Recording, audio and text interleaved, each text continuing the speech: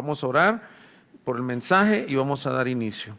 Amado Padre, te doy las gracias, Señor, por este hermoso tiempo que hemos tenido en donde tú nos has agregado miembros al cuerpo local de esta iglesia, Señor. Pero hoy, Señor, queremos venir aquí a tu palabra y suplicarte que nos reveles tu carácter misericordioso, bondadoso y todo sabio Dios. Señor, que al terminar el capítulo 11 de Romanos nos vayamos, Señor, en adoración, postrados, quebrantados, humildes delante de la gloria de nuestro Salvador. Te lo pido en el nombre de Jesús. Amén. Por favor, Romanos 11, versículo 25 hasta el 36, que es donde termina el capítulo 11. Continuamos en nuestra serie Arraigados en el Evangelio, y en esta oportunidad he titulado el mensaje Solo a Dios la gloria por su salvación. Solo a Dios la gloria por su salvación. ¿Me acompañas a la lectura, por favor? Decía el apóstol San Pablo: porque no quiero, hermanos, que ignoréis este misterio, para que no seáis sabios en vuestra propia opinión, que a Israel le ha acontecido un endurecimiento parcial hasta que haya entrado la plenitud de los gentiles, y así todo Israel será salvo, tal como está escrito: el libertador vendrá de Sión, apartará la impiedad de Jacob, y este es mi pacto con ellos cuando yo quite sus pecados. En cuanto al Evangelio, son enemigos por causa de vosotros, pero en cuanto a la elección de Dios, son amados por causa de los padres, porque los dones y el llamamiento de Dios son irrevocables. Pues así como vosotros en otro tiempo fuiste desobedientes a Dios, pero ahora se os ha mostrado misericordia por razón de la desobediencia de ellos, así también ahora estos han sido desobedientes, para que por la misericordia mostrada a vosotros, también a ellos ahora les sea mostrada misericordia, porque Dios ha encerrado a todos en desobediencia para mostrar misericordia a todos. Oh, profundidad de las riquezas y de la sabiduría del conocimiento de Dios. Cuán insondables son sus juicios e inescrutables sus caminos. Pues ¿quién ha conocido la mente del Señor? ¿O quién llegó a ser su consejero? ¿O quién le ha dado a él primero para que se le tenga que recompensar? Porque de él, por él y para él son todas las cosas. A él sea la gloria por siempre. Amén. En esta oportunidad, el pasaje que estamos estudiando termina con una gran exclamación de adoración, con una doxología en donde está exaltando la grandeza de la sabiduría, de los atributos de un Dios salvador.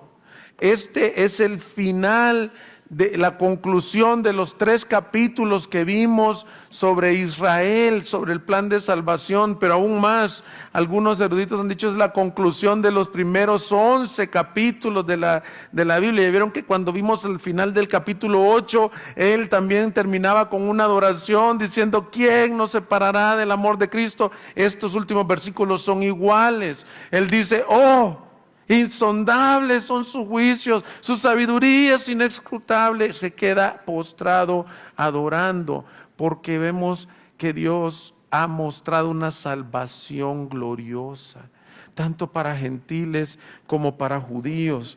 Mi objetivo en esta oportunidad es que nosotros nos vayamos como el apóstol Pablo y que terminemos en una tremenda adoración. Este texto, vale la pena recalcar antes de entrar directamente a él, ha sido motivo de escrutinio casi palabra por palabra. Y te animo, como te he dicho en toda la serie, que tengas tu Biblia para cuando yo esté haciendo referencia a algo, tú la veas ahí y digas: está referenciando a esto. voy a procurar referenciar los versículos en donde me estoy basando, pero muchos han querido tener la interpretación correcta. ¿Qué significa que todo Israel va a ser salvo? ¿Cuándo va a ser esto? ¿Qué significa que la plenitud de los gentiles? Se han preguntado mucho, pero miren, si ustedes se fueran con la interpretación correcta, y si yo me voy con la interpretación correcta, pero no me voy con el corazón correcto de este mensaje, de nada sirvió el mensaje. El corazón correcto es que te vayas como Pablo, adorándolo, porque Él es un Dios grandioso y un Dios salvador. Y si este texto no inflama nuestro corazón al evangelismo, porque no está desligado esta parte, esta sección de lo que vimos en el 10. Si no inflama el evangelismo, aunque tengamos mucha ortodoxia, mucha buena interpretación, de nada serviría. Yo creo que el Señor quiere hacer esto, quiere hacer lo que dice la frase de un canto hermoso que cantamos aquí nosotros: contempla a Dios, en su trono está, venid y adoradle. Contempla al Rey, nadie como Él, venid y adoradle. Antes de entrar en las divisiones que he hecho de este texto, hay unas cosas que es importante recordar. Pablo ha estado con la carga de la salvación de su pueblo según la carne Israel. Ha estado preguntando en los últimos 3 capítulos qué pasó con el plan de salvación a Israel, y como vimos en las últimas 2 o 3 predicaciones, dice que Dios está permaneciendo fiel, queriéndolo salvar. Y aquí llega un punto donde dice, y va a haber su momento donde va a haber un gran avivamiento entre su pueblo. Es importante que tengamos esto en mente. La semana pasada vimos algo muy importante que debes de recordar, que nos va a servir también para hoy, que el tropiezo o el endurecimiento de Israel en la soberanía de Dios, en su bondad misteriosa, sirvió para que los gentiles entráramos al plan de Dios. Y yo les decía, no se me vaya a ofender nadie, pero es como que no estábamos invitados a la fiesta originalmente. Pero al endurecerse su pueblo, los menesterosos, los leprosos, los cojos, los mancos, recibimos esa invitación. Esos somos los gentiles. Es importante eso. Y además, la semana pasada nos daba 2 advertencias a aprender del pueblo de Israel. Una es a no ser arrogante, porque lo que hemos recibido es pura gracia. Y la otra es a permanecer en la fe. Y decir, yo quiero permanecer creyendo en este Salvador glorioso que tenemos. Entonces, con esto en mente, con este recordatorio, habiendo dicho cuál es el objetivo, es que veamos a un Dios glorioso. El texto lo dividiremos de tal forma que las secciones que leeremos nos van a mostrar atributos de Dios. Fíjense, la teología dice que los atributos de Dios son sus virtudes, sus bellezas, sus bondades. Todos tenemos atributos, pero todos también tenemos defectos. Dios solo tiene atributos. La suma de sus atributos es lo que se describe como la gloria de Dios. Todos, súmale su bondad, su misericordia, su amor, su paciencia, su santidad, su grandeza, su omnisciencia, su omnipresencia. Los sumas todos como en un prisma, como en un diamante, y todas las caras de ese diamante te dan la gloria de Dios. Y ese es mi objetivo. Yo estoy apuntando a un Dios glorioso en esta hora. Y yo quiero caer rendido a ese Dios glorioso. Amén. Entonces, lo primero que este pasaje nos muestra en la primera sección que leeremos del 25 al 27 es a un Dios salvador. Fíjate este atributo de Dios. Pablo llega al final de esta sección, a la cúspide de la enseñanza que hemos venido dando en estos 3 capítulos, y nos dice que no quiere que ignoremos este misterio. Versículo 25, porque no quiero, hermanos, que ignoréis este misterio, para que no seáis sabios en vuestra propia opinión, que a Israel le ha acontecido un endurecimiento parcial hasta que haya entrado la plenitud de los gentiles, y así todo Israel será salvo. En la Escritura la palabra misterio tiene que ver con algo que estaba oculto en el pasado, pero que con la revelación de Dios ha sido ahora, valga la redundancia, revelado, expuesto. A eso se refiere. Y dice Pablo, no quiero que ignoren este misterio. Ahora, una pregunta sería, porque les digo, estos textos han sido escrutinados, escudriñados cada palabra. ¿Cuál es el misterio? Dice un predicador que estaba escuchando, dice, suena como una pregunta de seminario bíblico. ¿Cuál es el misterio? Desarrolle 20 puntos. ¿Cuál es el misterio? Bueno, ¿qué es lo que estaba oculto? Lo que estaba oculto, mis hermanos, muchos han tenido diferentes opiniones, hombres piadosos y muy estudiados, pero no se han podido poner de acuerdo. Pero no es una clase de teología, para nuestro beneficio, porque es una predicación, y siendo consistentes con lo que hemos venido enseñando, el misterio es este: que Israel, por su rechazo al Mesías, ha sido endurecido en su corazón, y que precisamente no hay quien esté creyendo del pueblo de Dios actualmente, a excepción de un pequeño remanente. Ya que Pablo era judío, Pedro era judío, los primeros discípulos, y hay del pueblo de Israel algunos convertidos. Pero el misterio es este, que ese endurecimiento es parcial. Parcial tanto en cantidad como en fecha, en tiempo. Quiere decir que no todos los judíos no pueden ser salvos porque rechazaron al Mesías, pero que también llegará su tiempo en donde Dios va a quitar el velo de sus ojos y van a ver a Cristo como su Señor. Pero es bien importante ver todo eso. ¿Cuándo es ese tiempo? Y aquí hay algo que resalta, por eso que estamos viendo el atributo de Dios, el Dios Salvador. Dice que ese tiempo va a ser cuando haya entrado la plenitud de los gentiles. Esa es otra pregunta que te surge entonces ahorita. ¿Qué es esa plenitud de los gentiles, pastor? Lo que quiere decir es que el Señor en su soberanía tiene el número exacto de la multitud que estará en los cielos, tanto de judíos como de gentiles. Él lo tiene. Y lo tienen todas las naciones. Y cuando dice que se cumpla el número exacto, cuando los gentiles entren a la plenitud, es que va a haber un día, una fecha, un tiempo en donde todos los que no son judíos van a, no todos y cada uno, sino todos los que estaban preparados para oír el evangelio, van a oír el evangelio. Y habrá una conversión masiva en las naciones. Por eso te digo, si tú no estás viendo al Dios Salvador aquí, entonces estás perdiendo el punto. Si estás pensando, ¿y cuándo va a ser? ¿Y cómo va a ser? ¿Y dónde va a ser?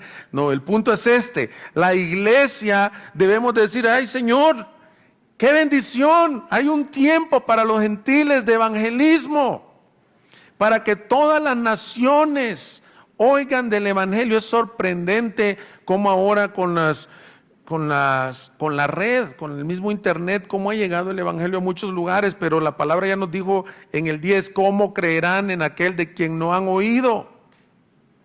Hay millones de personas que nunca han oído el mensaje de salvación del Señor Jesucristo, pero Pablo nos dice que va a haber un tiempo en donde va a entrar la plenitud de los gentiles. Y tú y yo debemos de ser parte y ser desafiados y no tener temor de decir, yo quiero ser parte, Señor, de los que esparcen la semilla de la buena palabra a todas las naciones. Tú eres un misionero a diario. Yo soy un misionero a diario, empezando en tu Jerusalén, que es ahí tu círculo cercano, luego Samaria, luego hasta los confines de la tierra. Muchas veces nos acomodamos a estar recibiendo y recibiendo, pero el Señor quiere con este texto que pienses por un momento, va a venir una gran evangelización a todo el mundo. No podemos callar las buenas nuevas que hemos recibido, no podemos. Muchos de ustedes, yo sé los obstáculos prácticos que tienen para evangelizar, porque yo los he tenido.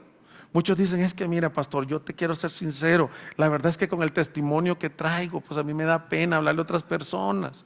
¿Cuántos han pasado por eso? Otros me dicen, es que yo tampoco soy muy estudiado en la palabra. Miren, hermanos, cuando uno ha descubierto que Jesucristo basta, que Él llevó tu castigo, que Él te ama, lo poquito que tengas, compártelo. No tienes que tener una maestría en teología para poder evangelizar a otros, ni es cierto, esto es una falacia, los que dicen es que hay unos que son llamados a evangelizar, por cuanto dice ahí que cómo irán si no son enviados. No, mis hermanos, Todos somos llamados en la gran comisión que dice el doctor Miguel Núñez, que a veces le podríamos llamar la gran omisión, porque no lo estamos haciendo. Tú y yo, la iglesia, todos somos llamados a ir a todas las naciones, todos. Entonces tus obstáculos y excusas, que yo también las he puesto, no me estoy poniendo en un plano que yo sí lo hago siempre. Estas reuniones de domingo, las reuniones de edificación, los discipulados, que te ayuden a crecer en comunión con el Señor, en santidad, para que ya no tengas esas excusas. Pero me sorprende que me compartían de una persona que tenía como 4 días de convertido. 4 días de convertida y está aquí en la iglesia. Yo no voy a mencionar su nombre pero me encantaba que decían, ya le estaba compartiendo a alguien más. ¿Qué entendía? Que Dios la ama, que Dios la perdona. Gloria a Dios por eso. Hasta que entre la plenitud de los gentiles y así todo Israel será salvo. Ahora, esas otras 2 palabras se han preguntado, ¿qué significa y así y todo Israel?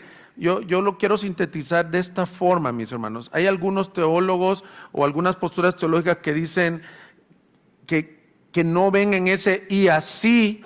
Me encanta la traducción en español, porque en las versiones en inglés y en otros idiomas dice, se predicará el evangelio, la plenitud de los gentiles entrará Israel será salvo, todo Israel será salvo. Pero en nuestras versiones dice y así. ¿Por qué se tiene que ver con de la misma manera? De la misma manera que los gentiles son salvos, los judíos serán salvos. Porque hay unas posturas teológicas que pareciera que enseñan que los judíos van a tener como una salvedad de salvación diferente, que van a ser salvos por la ley. Y ya Pablo, se contradicen con lo que ya Pablo enseñó, que dice, ellos buscaban establecer su propia justicia, que es de acuerdo a la ley, pero así no alcanzaron justicia. No, aquí te dice entonces en el versículo 26, que así, si lo puedes leer conmigo, para que estés ahí, dice, y así todo Israel será salvo. ¿Y así cómo? Como los gentiles. ¿Cómo son salvos los gentiles? Por la fe. Me encanta cuando contestan. Gracias a los que han entendido estos 3, 4 domingos difíciles. Por la fe en Cristo, exclusivamente, por el evangelio. De la misma forma, cuando se haya cumplido el número de los gentiles salvos, entonces Israel será salvo. Ahora, aquí dice todo Israel. Y algunos dicen todo y cada uno.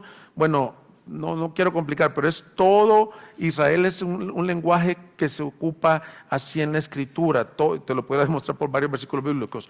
Todos los israelitas judíos no significa todos y cada uno, sino que todos aquellos que procedan a la fe. Creemos que Dios va a hacer un avivamiento en medio de su pueblo Israel, pero que también en ese momento gentiles y judíos van a conformar el Israel verdadero, aquel número de la salvación. Y yo sí creo que este pasaje es una profecía, porque no lo hemos visto todavía. Y tú tienes que entender cuando estudiamos las profecías. Aquí tuvimos un curso de taller de predicación expositiva sobre las profecías. Y cuando vemos la profecía no podemos decir, es que así va a ser exactamente, sino que tenemos como una imagen. El día que vamos a entender la totalidad es cuando se cumpla.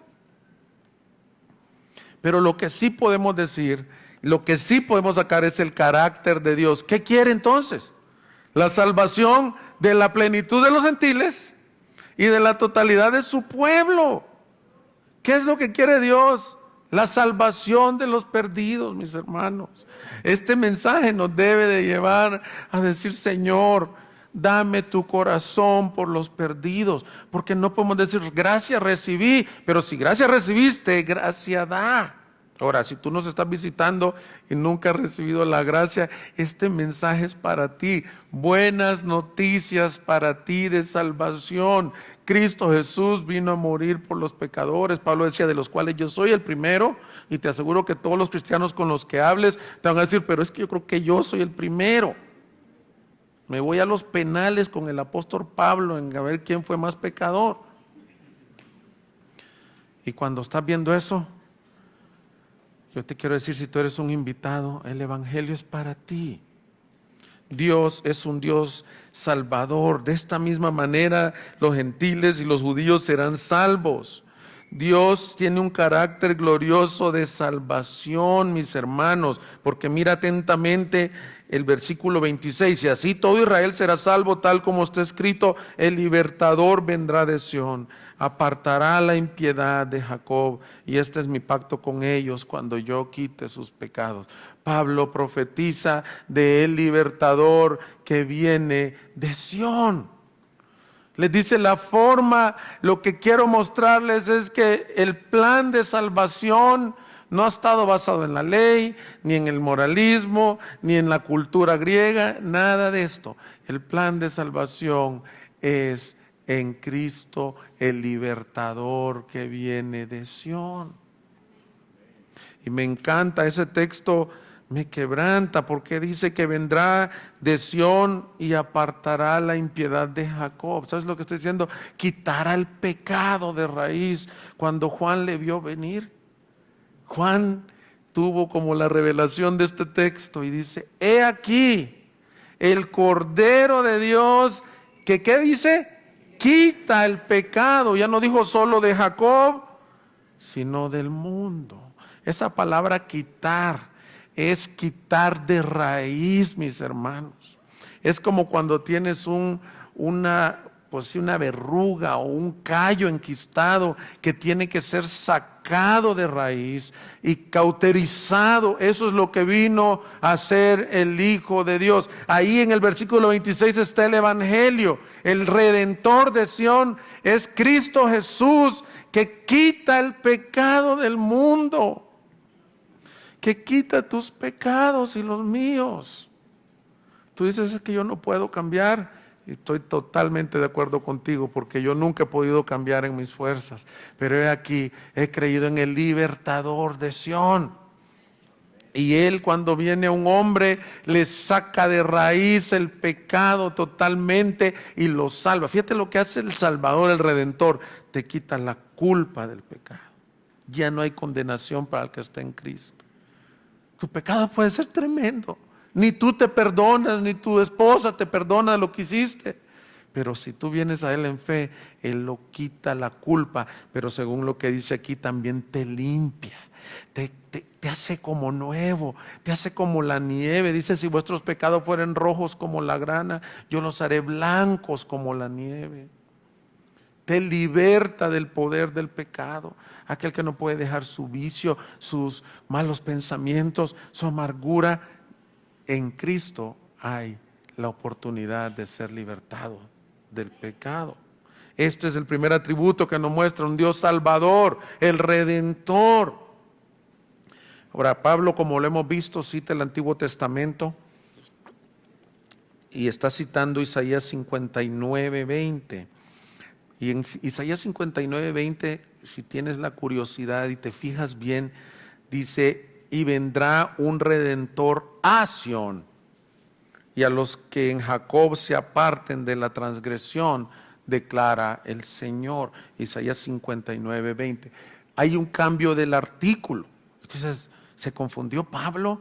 ¿No se tenía la Septuaginta él y en la traducción hubo un error ahí? ¿Qué pasó con Pablo? No, mis hermanos, el mismo que vino a Sión en su primera venida es el mismo que vendrá de Sión, pero de Sión celestial. Ese es el libertador en el que hemos creído. No se refiere a David, se refiere a Cristo Jesús, el Señor. Y el otro que cita el apóstol Pablo en esa pequeña profecía, siempre que veas ahí Romanos, él está citando, él está predicando el Antiguo Testamento y cita Jeremías 31:33. Mira lo que viene a ser el Salvador. Creo que Luis lo leyó ahora. Dice: porque este es el pacto que haré con la casa de Israel después de aquellos días, declara el Señor. Pondré mi ley dentro de ellos y sobre sus corazones la escribiré, y yo seré su Dios y ellos serán mi pueblo, y no tendrán que enseñar más cada uno a su prójimo y cada cual a su hermano, diciendo: conoce al Señor, porque todos me conocerán, desde el más pequeño de ellos hasta el más grande, declara el Señor, pues perdonaré su maldad y no recordaré más su pecado. Lo que Pablo le está diciendo a su pueblo Israel es: miren, el Señor les prometió a ustedes y a los gentiles el nuevo pacto. El nuevo pacto ya no es el pacto de la letra, ya no es la ley escrita aquí, a ver cómo la cumples, y si no la cumples morías. El nuevo pacto es esto: yo voy a ser su Dios. ¿Tú te has puesto a pensar en el privilegio que tienes, que Dios diga que Él es tu Dios? No sé si les ha pasado que tienen ustedes algún amigo o persona conocida que es importante. A veces pasa que cuando vas creciendo, tuviste algunos compañeros en la escuela que pues crecieron en algún sentido. Yo tengo un compañero que llegó a estar en cargos políticos. Y una vez pues fue mi compañero de 5º grado, voy y lo saludo y prácticamente me volteó a ver así como: ¿te conozco? ¿De dónde te conozco? Me quedé como helado, calladito, me fui haciendo para atrás. Bueno, con permiso. Es decir, que jugábamos allá en la casa a fútbol, ¿te recuerdas? El Señor no se avergüenza de llamarse tu Dios. Este es un Dios glorioso. ¿Por qué Él podría decir: yo seré Dios de Roberto? ¿Por qué? Por la pura gracia, por la pura misericordia. Ese es el pacto que haré con ellos. Yo seré su Dios y ellos van a ser mi pueblo, mi remanente escogido por gracia. Y ¿sabes qué? Les perdonaré sus pecados. Y ya no va a estar una ley en una tabla, sino en su corazón, en su mente. Eso es lo que Pablo les está recordando. Es interesante cómo Dios usa esta profecía para mostrarle tanto a judíos como a gentiles cuál es nuestra verdadera necesidad: el Salvador, el Redentor, que viene, de acuerdo a esta profecía, a limpiar la casa de Jacob, pero a limpiar los pecados de los gentiles y a establecer su nuevo pacto a través de su sangre con su pueblo escogido por gracia. Este mensaje, mis hermanos, nos debe de llevar a admirar más al Señor. Este primer atributo que hemos visto te debe de llevar a 2 cosas: a decir: Señor, gracias infinitas porque yo he encontrado a un Salvador. ¿Tienes ese corazón? Que no pierde el asombro por tu gracia. Y lo segundo que nos debe de llevar es: si aquí dice que toda la plenitud de los gentiles va a creer, Señor, ayúdame a predicar el evangelio, aviva mi corazón, que no tenga vergüenza de ti. Siguiente atributo que el Señor nos muestra, si me acompañas por favor ahí mismo en el 11, el versículo 28. Dice: en cuanto al evangelio son enemigos por causa de vosotros, pero en cuanto a la elección de Dios son amados por causa de los padres, porque los dones y el llamamiento de Dios son irrevocables. Después de la sección anterior y a lo mejor de la predicación del domingo pasado, muchos pudieran entrar en un temor no fundamentado de que Dios pueda abandonarte en el camino, de que Dios pueda abandonarte en la carrera, ya que leímos que si no permaneces en la bondad del Señor, Él te va a desgajar como desgajó a Israel. Pero Pablo sabía que muchos iban a pensar de esta manera: entonces, ¿qué esperanza para mí? E inmediatamente después nos afirma y nos dice: sí, pero mira, el segundo atributo que veremos es la fidelidad de Dios a sus promesas. Dice: aunque ellos son enemigos de ustedes por causa del evangelio, son enemigos de Dios por causa del evangelio, quiero que vean esto: ellos son amados por causa de los padres y los dones y el llamamiento que se les hizo son irrevocables.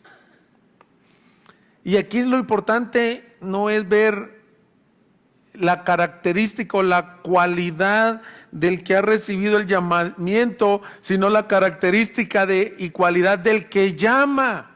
Te lo quiero decir en estas pocas palabras: si por mí fuera y si por ti fuera, todos nos hubiéramos desgajado y desprendido del Señor. El primer mes de convertidos, ¿o no? Pero la cualidad del que llama es el inmutable Dios, el Dios fiel y verdadero que cumple sus promesas. Fíjate, un pueblo testarudo que le dice, le extendí mis brazos todo el día, un pueblo rebelde. Dios me decía, no quiero saber nada de ti. Y aquí Pablo concluye diciendo, pero ¿sabes qué es lo tremendo? Que a causa de los padres y del pacto son amados y que sus dones y su llamamiento es irrevocable. Dios no está jugando, mis hermanos. Dios prometió que a los que de antemano conoció, también predestinó y también justificó y también glorificó. Que los que son del Señor, nadie ni nada los arrebata de su mano. Miren, esto es bien importante porque en el momento de la mayor prueba o tribulación que tú tengas, si no tienes estas verdades, estos atributos de Dios establecidos en tu corazón, vas a dudar que Dios me soltó. ¿Por qué me soltó? Esta semana vi la triste noticia, volviendo a usar ejemplos de una compañera de estudios de mi edad, joven, con madre de 2 niños, de 2 adolescentes. Perdió su vida por un cáncer. Ella era creyente y hasta el último día estuvo en fe. La iglesia estuvo orando por sanidad. Pero si tú entiendes que la fe es buena cuando oras por sanidad y te curas, entonces cuando no pase esa sanidad, vas a dudar de Dios y vas a decir, me abandonó Dios en la prueba. Pero Pablo nos está queriendo enseñar aquí, no, ya no tengas esos temores, porque repito, si de ti depende, el primer día te hubieras apartado de Dios, pero no depende de ti, depende que el que te llamó no cambia. Fíjate, te voy a decir esto, el Señor te ama igualito, porque dice, con amor eterno te he amado. Te ama igualito cuando hiciste tu peor pecado antes de Cristo. Ahorita que estás en Cristo y aun cuando le vas a fallar más adelante, el amor de Él es invariable porque es un atributo de Él. Estamos viendo sus atributos. Dijimos, es un Dios salvador, pero es un Dios fiel. Fíjate, Samuel, que lo conocía a su Señor, nos habla que Dios es fiel. Dice 1 Samuel 15:29. Creo que conocemos este texto. La gloria de Israel no mentirá ni se arrepentirá, porque no es hombre para que mienta, ni hijo de hombre para que se arrepienta. Para que cambie de propósito. Aquí, ahora sí lo traje en la versión Reina Valera, que tiene muchos. Él no cambia, Él no se muta por situaciones, cambios de ánimo. Qué tremendo es el hombre, qué mutables somos. Si hoy no tenemos buen humor, ¿cómo andamos? Si hoy andamos deprimidos, ¿cómo es nuestra fe? El Señor dice, la gloria del Señor, o sea, Dios, Cristo, no cambia. Y dice que sus dones son y sus llamados son irrevocables. Lo que quiere decir es que Él mostrará al final de los tiempos su fidelidad y la misericordia para su pueblo Israel. Pero si lo hace con Israel, debes de estar seguro que mostrará su fidelidad y su misericordia para ti. De hecho, estaba tentado en titular el mensaje Misericordia para todos. Porque mira el versículo 30. Dice que así como en otro tiempo vosotros fuiste desobedientes a Dios, pero ahora se os ha mostrado, ¿qué dice? Misericordia por razón de la desobediencia de ellos. Así también ahora estos han sido desobedientes para que por la misericordia mostrada a vosotros también a ellos ahora les será mostrada misericordia. Y mira qué tremendo, porque Dios ha encerrado a todos en desobediencia para mostrar misericordia a todos. Todos tenemos un denominador común, todos, judíos y gentiles, todos estamos en desobediencia. Romanos 2 y 3, ¿te recuerdas? Que lo vimos en la serie. Por cuanto eres inexcusable, quien quiera que seas. Tú dices, no, pastor, es que yo sí, más o menos, ahí la llevo. Yo no soy tan desobediente. Pues a lo mejor has aprendido, tienes un carácter más dócil y has aprendido a someterte a las personas y fuiste obediente a tus padres y de hecho cosecharás algunas bendiciones prometidas por la obediencia. Pero esa no es la desobediencia que se refiere en la Escritura. Todos hemos sido desobedientes o incrédulos a Dios, todos. Tu mayor obra de justicia ante Dios queda descalificada, pero por cuanto dice todos, los judíos y los gentiles, hemos sido desobedientes, lo que necesitábamos era misericordia. Todos van a recibir misericordia, todos están bajo el mismo común denominador, desobedientes, y todos van a recibir misericordia. Ese es el Dios que adoramos. Cuando estamos cantando en la adoración, piensa en lo que estás diciendo. El Dios que descendió desde su trono para llevar sobre los hombros nuestra culpa y rebelión. Tú eres el Dios que adoramos. Tú has recibido misericordia. Misericordia, la palabra que está ahí, que para que todos reciban misericordia, es no recibir lo que merecemos. ¿Se acuerdan que una vez expliqué aquí que gracia era recibir algo que no merecemos? Pero misericordia es recibir no lo que merecemos. ¿Qué merecíamos? Juicio, éramos desobedientes. Dios ha tenido misericordia, mis hermanos, y por eso podemos decir que Él es fiel a su pacto. Si tú estás dudando, ¿el Señor cumplirá su propósito en mí? ¿El Señor me abandonará? ¿Será que voy a llegar hasta la meta?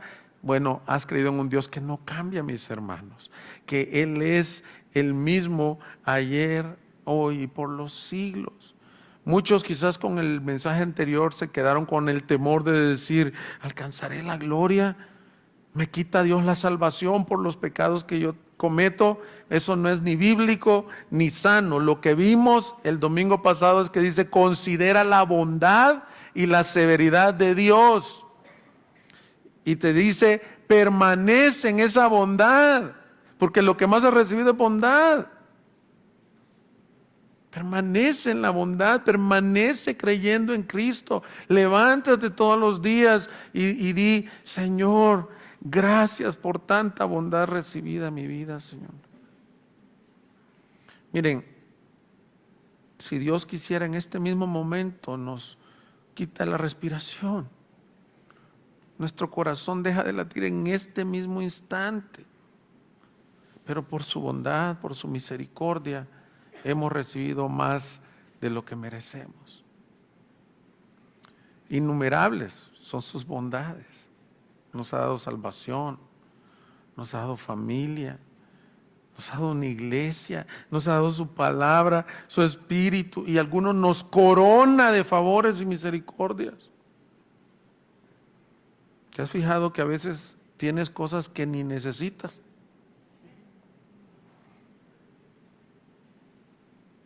Y dices, ¿por qué? De hecho, esta sociedad, este tiempo de la historia, es el tiempo de mayor riqueza de toda la historia,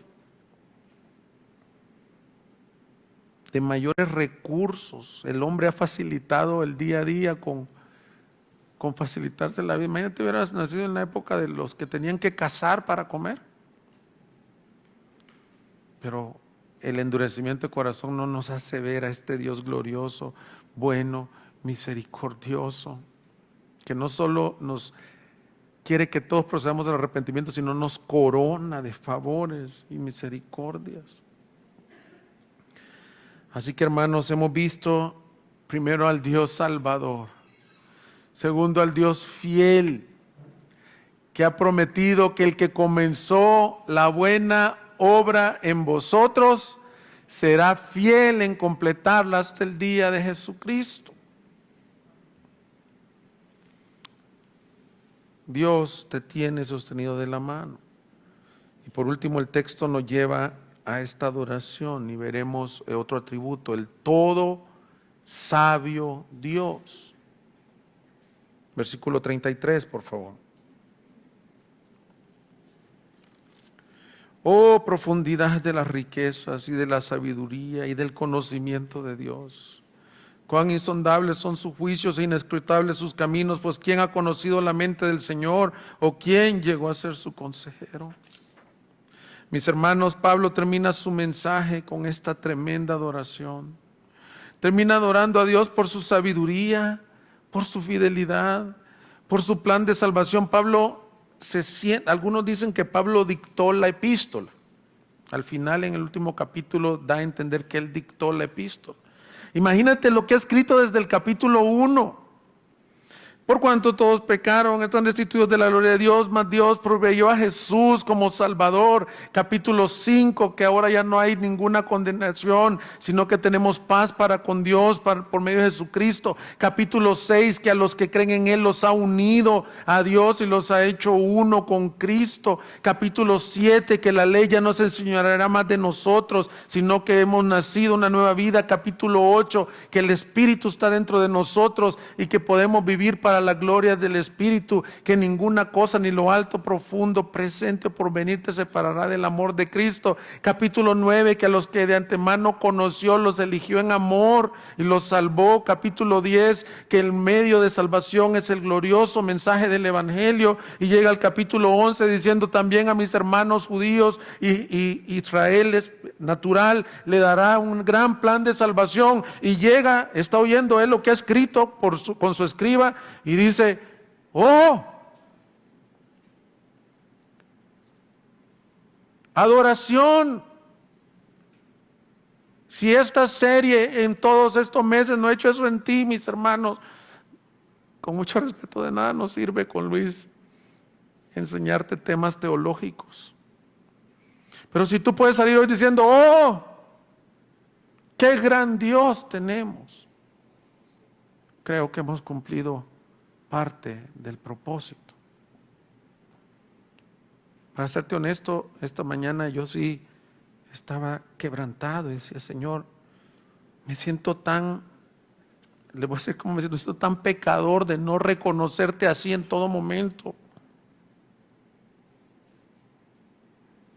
Porque muchos de nuestros pecados es porque queremos darle la gloria a otras cosas que no son Dios. Queremos satisfacernos en otras cosas que no son Dios. Llega aquí y dice, qué sabiduría, qué plan de salvación. Ni que nos lo imagináramos, ni que lo soñáramos, podríamos pensar que todo está calculado. Nada se ha salido del plan de Dios, de su mano. Esa palabra riqueza de su sabiduría está hablando que es una profundidad tremenda, es una mina. El todo sabio Dios, nada se escapa de su sabiduría infinita. Su plan de salvación está basado esencialmente en la misericordia, y ninguna cosa que ha pasado en la historia, ni que va a pasar, ni en tu vida se ha salido de la sabiduría y el conocimiento de Dios. Esa expresión que usa ahí, que dice, cuán insondables e inescrutables son sus caminos. Pablo está citando un salmo ahí. ¿Qué quiere decir esto? No los podemos comprender. Inescrutables e insondables es, no los podemos seguir. Es tan sabio que yo no puedo entenderlo, ni lo puedo seguir. En el Salmo 77, 19, dice que en el mar estaba tu camino y tus sendas en las aguas inmensas, y no se conocieron tus huellas. Salmo 77, 19. En el mar estaba tu camino y tus sendas en las aguas inmensas, y no se conocieron tus huellas.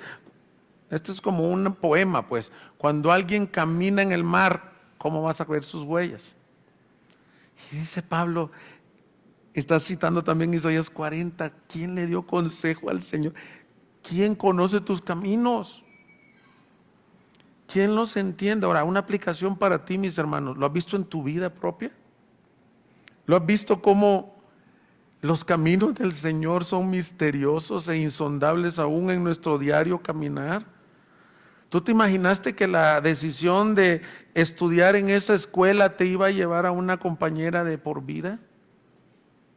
¿Tú te imaginaste que el día que decidiste ir a ese lugar alguien te iba a predicar el evangelio?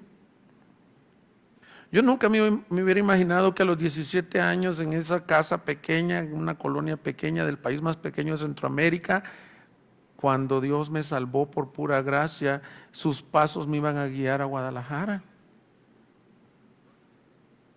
Pero cuando uno ve para atrás y dice, wow, todo esto tú lo has estado obrando. Tú no estás a la deriva. Tus tribulaciones, tus pruebas están orquestadas en la sabiduría, en la omnisciencia, en la grandeza de Dios, aún a lo más duro que has pasado, mis hermanos. A lo mejor ahorita no entiendas las respuestas a tus preguntas. ¿Por qué? ¿Por qué perdiste ese ser querido? ¿Por qué alguien se quedó huérfano, joven? Bueno, pero un día sabremos, un día veremos, tal como fuimos conocidos. Lo que puede estar confiado en esto, Dios es un Dios sabio, no se está equivocando. Tú no sabes qué paso te toca dar mañana. Y si lo supieras, pues te felicito. Muchos no sabemos el siguiente escalón de nuestras vidas, nomás sabemos mañana, un mes. Esto es bien particular en los jóvenes que están llegando a etapas de decisiones de madurez. Muchos de ustedes dicen, ¿con quién me voy a casar? Dios tiene un llamado para mi vida. Y todavía más atrás, ¿qué estudio? ¿Qué hago? Algunos considerando el ministerio, otros considerando muchas cosas. Puedes confiar en esto. Dios en su soberanía tiene el plan de tu vida trazado desde antes de la fundación del mundo y lo está haciendo para su gloria y podemos descansar en Él. No se está equivocando. Dios es el todo sabio Dios. Isaías 55:8, que para los papás de adolescentes hay una clase que les enseña esto. Yo hace poco la estaba repasando. A lo mejor un día le pido a Luis que se quede aquí, yo le voy a dar clase a los adolescentes.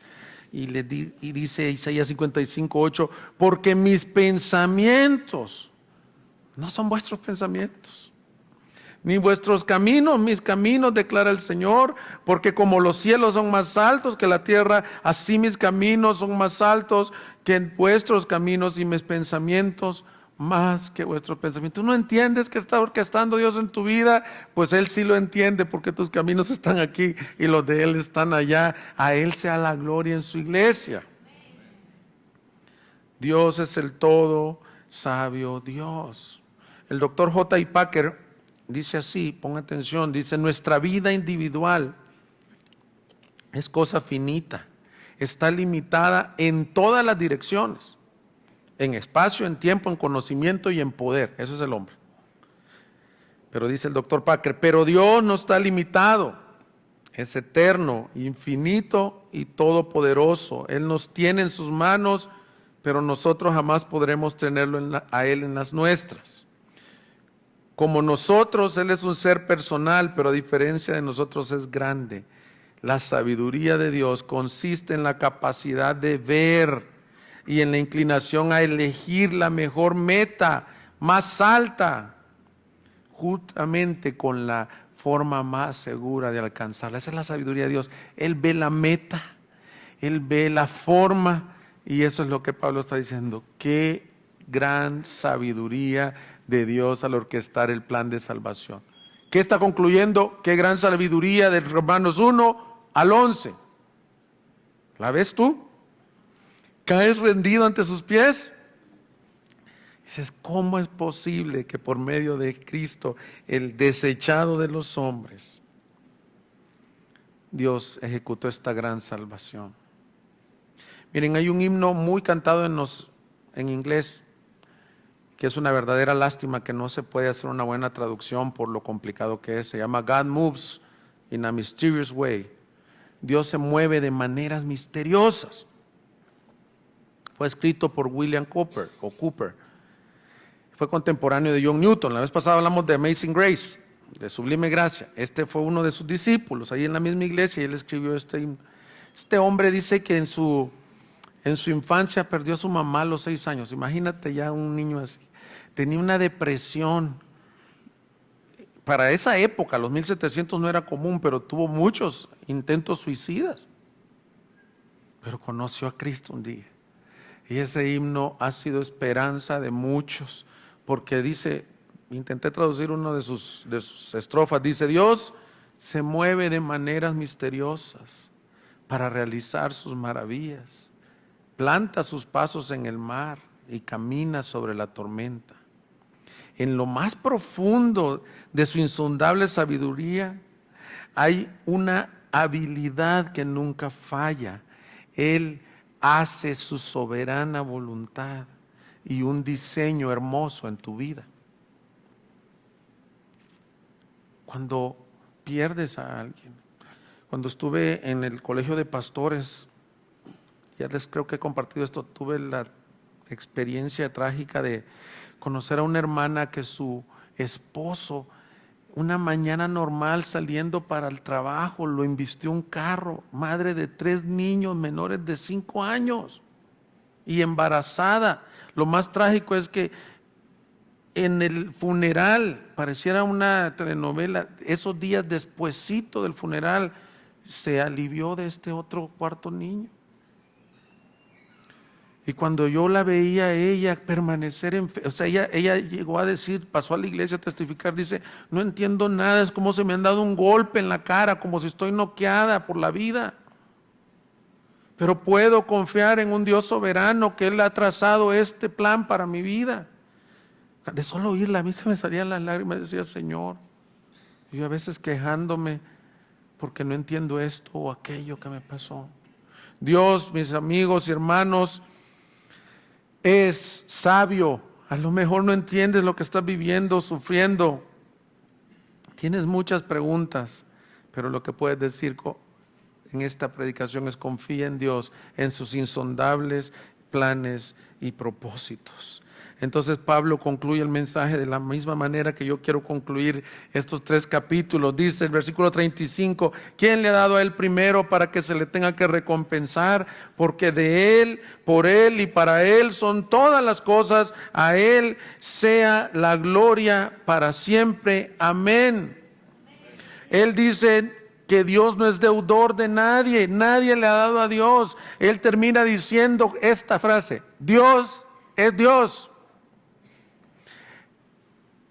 La razón de todo lo que pasa no es el hombre, no es Israel, no son los gentiles, es Dios.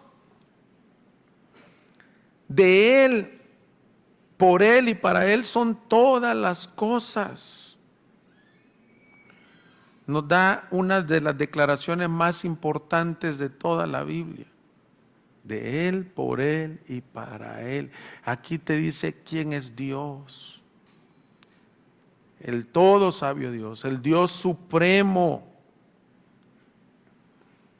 Y dice: a Él sea la gloria. Mis hermanos, cuando tú conoces a un Dios supremo, la respuesta debería de ser: quiero vivir para Él. El Catecismo Mayor de Westminster, en su primera pregunta, y este martes tuve el privilegio de tener el discipulado con algunos de ustedes y vimos sobre eso, nos recordó que decía: ¿cuál es el fin o propósito por el cual el hombre fue creado? ¿Cuál crees que es, mis hermanos? Glorificar a Dios y vivir deleitándose en Él para siempre. Tú dices: ¿y eso cómo se come o cómo se ve? Glorificar a Dios es que, fíjate bien, todo lo que haces, todo, ya sea si comes o bebes o haces cualquier otra cosa, sirva para que tu vida le dé gloria al nombre de Dios y de Cristo Jesús. Y es aquí donde yo me quebranto y digo: esto a veces no es una realidad en nuestras vidas. La mayoría de veces no vivimos glorificando a Dios, aunque sabemos la pregunta 1 del Catecismo Mayor de Westminster, sí la sabemos, pero ¿la vivimos? ¿Glorificas a Dios en tu paternidad, en tu matrimonio, en tu empleo, en tus estudios, en tu servicio al Señor, lo que haces da gloria a su nombre. La triste realidad es que muchas veces no. Yo me veo desafiado con este texto. Una forma bien fácil de saber cuál es la gloria que tú buscas es ¿para qué vives? ¿A qué le dedicas más tiempo en tu vida? ¿A qué le dedicas pensamiento? Y si no es Dios, mis hermanos, podemos tenerlo en teoría y conocer Romanos 11:36. De Él, por Él y para Él son todas las cosas, pero no lo vivimos. Los músicos aquí en el auditorio han de saber esto. Johann Sebastian Bach siempre escribía 3 iniciales al final de sus composiciones: S, D, G, Soli Deo Gloria. Porque esta verdad fue iluminada nuevamente en la época de la Reforma. La salvación, tu vida y todo es solo gloria a Dios. Y Johann Sebastian Bach lo sabía bien. Decía, esta canción yo la escribo para que glorifique a Dios. Y Pablo termina estos 11 capítulos así: a Él sea la gloria, como dice, para siempre. Amén. No se trata de cantarlo, ni de que escribas las iniciales en todas tus escritos o composiciones. Se trata de que tu vida y mi vida le den gloria a Él. Martín Lutero oraba y decía, Señor, que este frágil hombre en su vida te dé la mayor gloria que te pueda dar. Muchas veces las pruebas traerán mayor gloria, muchas veces los éxitos traerán mayor gloria. Este mensaje termina con una gran adoración, diciendo que de Él, por Él y para Él son todas las cosas, que insondables son sus caminos. La pregunta es si tú has visto a Dios obrando de esta manera. Mis hermanos, que vayamos, que terminemos este mensaje adorando a nuestro Dios Salvador, a nuestro Dios fiel y a nuestro Dios todo sabio, que merece toda la gloria en tu vida y en su iglesia y en el mundo. Pongámonos de pie y vamos a orar. Búsquenos en Facebook y YouTube como Iglesia Gracia Soberana Guadalajara y visita nuestra página de internet igsg.org.mx y disfruta de este y otros mensajes. Visítanos, estamos en Avenida San Luis Gonzaga, 5114, Zapopan, Jalisco, México. Estaremos felices de recibirte.